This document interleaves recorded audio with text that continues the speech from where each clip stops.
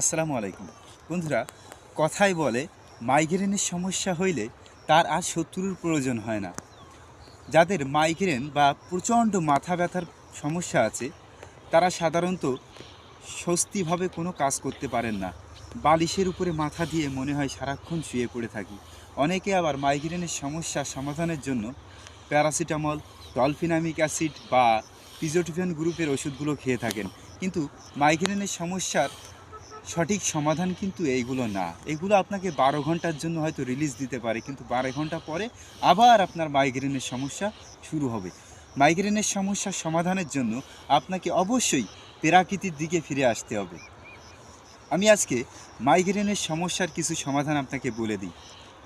তুলসী ফুলের মঞ্জুরি বা তুলসী বীজ যেটাকে বলে, ওটা কিছু পরিমাণ কেটে নিয়ে যদি প্রতিদিন চিবিয়ে খান, আস্তে আস্তে দেখবেন আপনার মাইগ্রেনের সমস্যা ভালো হয়ে গেছে।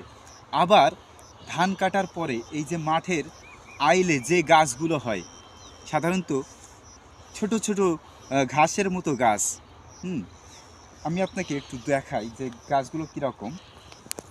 এই যে এরকম ছোট ছোট যে ঘাস জাতীয় গাছ, এই ছোট ছোট ঘাস জাতীয় গাছ আপনি যদি তুলে চিবিয়ে খান, এতে আপনার মাইগ্রেন ভালো হয়ে যাবে।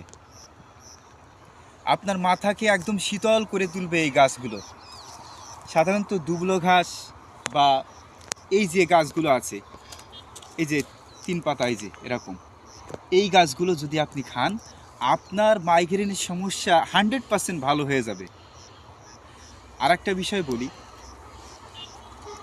যাদের বয়স অল্প তাদের যদি মাইগ্রেনের সমস্যা হয়, তারা অল্প পরিমাণে বেলের পাতার রস খেতে পারেন।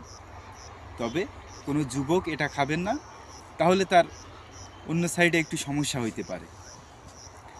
তবে বেলের পাতার রস এটা কিন্তু ব্রেন বুস্টার। এটা আপনার ব্রেনের সেলগুলোকে সুন্দরভাবে সক্রিয় করে এবং আপনার স্মৃতি ধারণ ক্ষমতাকে দারুণ